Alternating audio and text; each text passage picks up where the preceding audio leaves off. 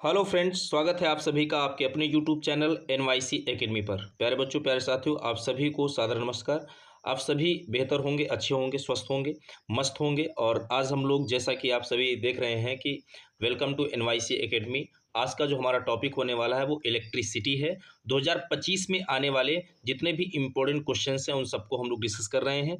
रोज़ शाम 5 बजे तैयारी जीत की। आप रोज़ शाम 5 बजे रेडी हो जाइए। बिल्कुल आपकी क्लास रेगुलर आती है। और साथ ही साथ कहा जाता है कि सपनों को हकीकत में बदलने का सबसे पहला कदम है उठना और मेहनत करना। हाँ तो दोस्तों, बिल्कुल सही बात है। अगर आप अपने सपनों को हकीकत में बदलना चाहते हैं, सिर्फ सपने देखना नहीं, सपनों को पूरा भी करना चाहते हैं, तो सबसे पहला कदम है आपको उठना पड़ेगा और मेहनत करना पड़ेगा, क्योंकि बिना मेहनत के कुछ नहीं होने वाला है। तो हम लोग ज़्यादा देरी नहीं करते हैं। हम लोग इसके पहले की जितने भी 8 वीडियो हैं, 8 वीडियो में हम लोगों ने जो है कक्षा 10 से रिलेटेड भौतिक विज्ञान के सभी बहुविकल्पी प्रश्न मैंने आपको पढ़ा दिए हैं। उन वीडियो को आप जरूर देख लें। और साथ ही साथ उसके बाद 2 वीडियो आपकी न्यूमेरिकल की आ चुकी हैं। प्रकाश चैप्टर पूरा कंप्लीट हो गया है। और आज हम लोग विद्युत चैप्टर को उठा रहे हैं और विद्युत चैप्टर में लेक्चर नंबर 12 आज हम लोग जो है रिकॉर्ड कर रहे हैं। तो सबसे पहली बात, हम लोग ज़्यादा देरी नहीं करते हैं। आप के लिए सबसे पहला क्वेश्चन देखते हैं कि आज सबसे पहला क्वेश्चन कौन सा है। सबसे पहला प्रश्न आपकी स्क्रीन पर आता है।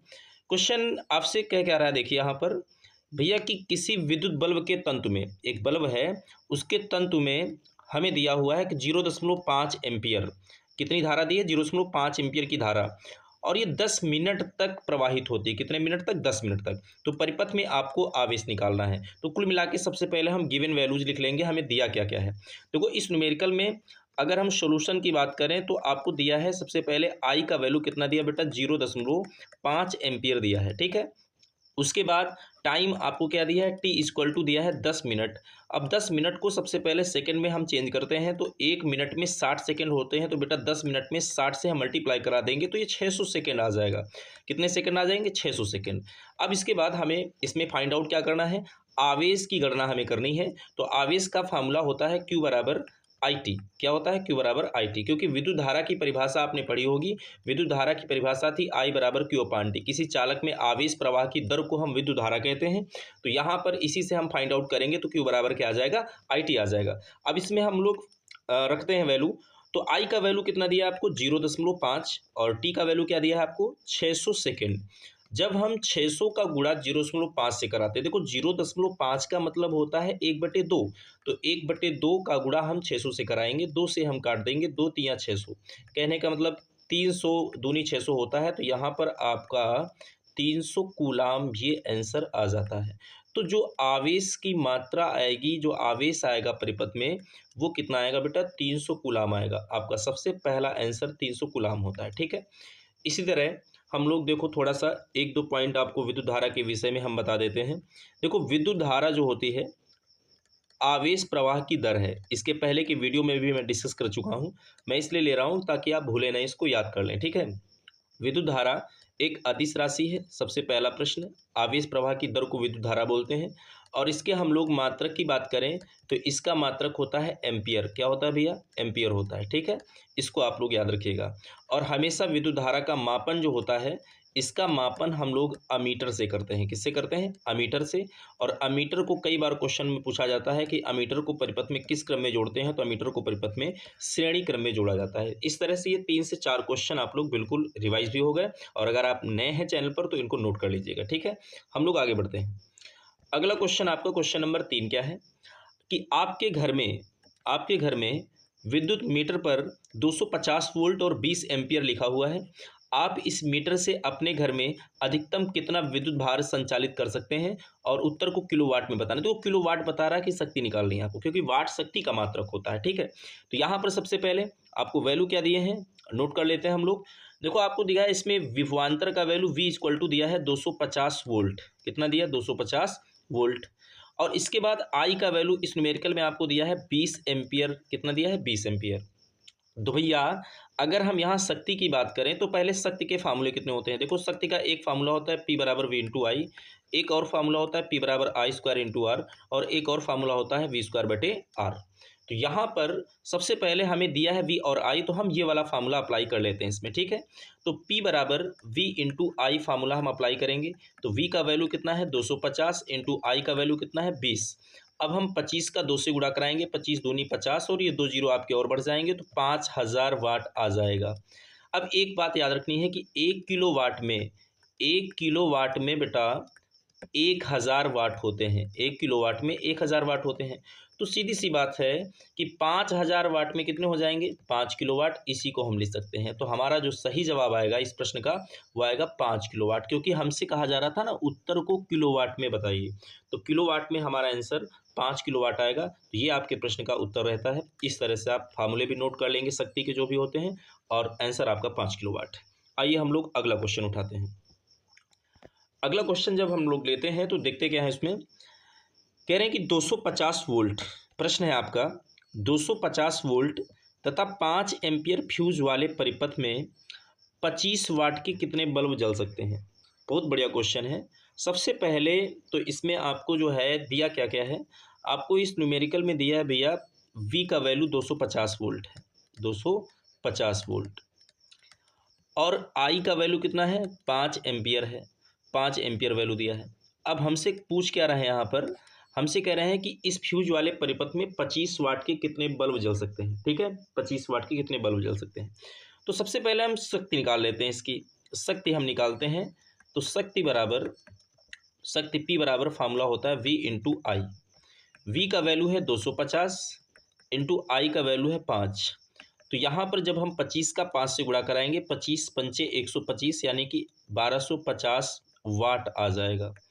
अब हमसे कह रहे हैं 25 वाट के कितने बल्ब जल सकते हैं, तो हम मान लेंगे, माना 25 वाट के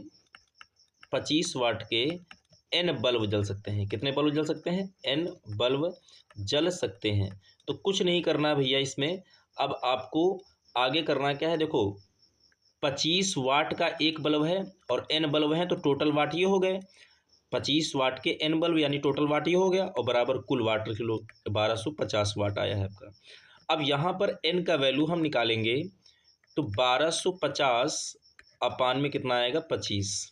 अब 25 पंचे 125 होता है, तो n बराबर आपका जो सही जवाब आएगा वो 50 बल्ब आ जाएगा।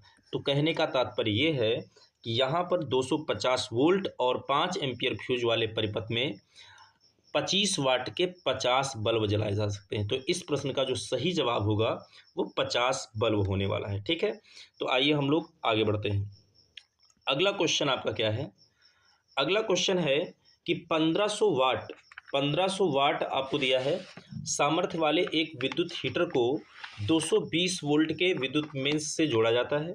ज्ञात कीजिए हीटर में प्रवाहित धारा आपको निकालनी है, इसमें हीटर में प्रवाहित धारा, और साथ ही साथ जो है दूसरा सेकंड नंबर ऑप्शन कह रहे हैं हीटर के तार का प्रतिरोध, और 10 घंटे में व्यय ऊर्जा भी आपको बतानी है। तो सबसे पहले आपको वैल्यू इसमें क्या क्या दिए हैं, वैल्यू आपको इसमें दिए हैं वाट, यानी कि P का वैल्यू आपको भैया कितना दिया है, 1500 वाट, ये P का वैल्यू हो गया। ठीक है, और इसके बाद अगर हम लोग बात करें तो आपको दिया है कि 220 वोल्ट, तो V का वैल्यू कितना है, 220 वोल्ट है। अब हमसे कह रहे हैं कि हीटर में प्रवाहित धारा आपको निकालनी है।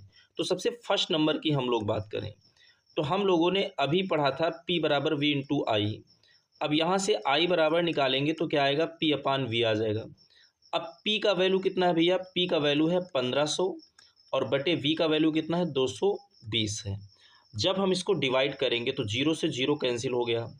अब 22 से हम 150 में डिवाइड करेंगे, 2 से काट लीजिए, तो 2 से काटेंगे तो ये 11 आ जाएगा, और ये 2 से काटेंगे तो 2 सती 14 और 1 बचा, 2 पंचे 10, तो ये हो जाएगा 75 बटे 11। इसको और भी डिवाइड करिए तो 11 से डिवाइड करेंगे, 11 छक्का 66 हो जाएगा, और 66 के बाद बचेंगे 9 बचेंगे, दशमलव लगाया तो 90 हो जाएगा। तो फिर 11 अट्ठे 88 होता है, 2 बचेंगे तो फिर 20, 11 एक नाम 11। तो सही जवाब जो हमारा आएगा 6.81 एम्पियर हो जाएगा। तो फर्स्ट नंबर आपका आ गया कि हीटर में जो प्रवाहित धारा होगी वो होगी 6.18 एम्पियर। हम लोग सेकेंड पार्ट की बात करते हैं। हीटर के तार का प्रतिरोध हमसे पूछा जा रहा।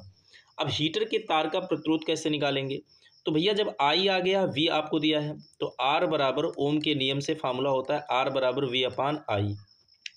तो V का वैल्यू कितना दिया है आपको, 220, और बटे I का वैल्यू आई का वैल्यू कितना था, 75/11 था, तो इसको हम 75/11 लिख लेंगे। 75 और बटे के 11 कहाँ जाएंगे, ऊपर, ठीक है। अब इसके बाद 220 गुणित 11। अब एक काम करते हैं, डेसिमल वाला वैल्यू ही रख लेते हैं, ठीक है, नहीं तो आप फिर इसमें कन्फ्यूज हो जाएंगे। हम जो दशमलव वाला वैल्यू हमने फाइंड आउट किया है वही वैल्यू हम यहाँ पर रख लेते हैं, ठीक है। तो जब वही वैल्यू रखेंगे तो v का वैल्यू आपको क्या दिया है, v का वैल्यू दिया है 220 और अपान i का वैल्यू कितना है 6.81। और जब हम 220 में 6.81 से डिवाइड करेंगे तो ये लगभग हमारा आंसर 32.35 आ जाएगा, ठीक है। तो 32.35 ओम को डिनोट इस तरह से करते हैं, ओमेगा ग्रीक अक्षर से, तो सेकेंड नंबर आपका ये लग जाता है, ठीक है। ये डिवाइड करेंगे 6.81 से 220 में तो 32.35 आएगा। थर्ड पार्ट इसी में आपसे क्या कह रहा है, देखो थर्ड पार्ट में हमसे कह रहे हैं कि 10 घंटे में व्यय ऊर्जा, तो सीधी बात हम लिख लेंगे 10 घंटे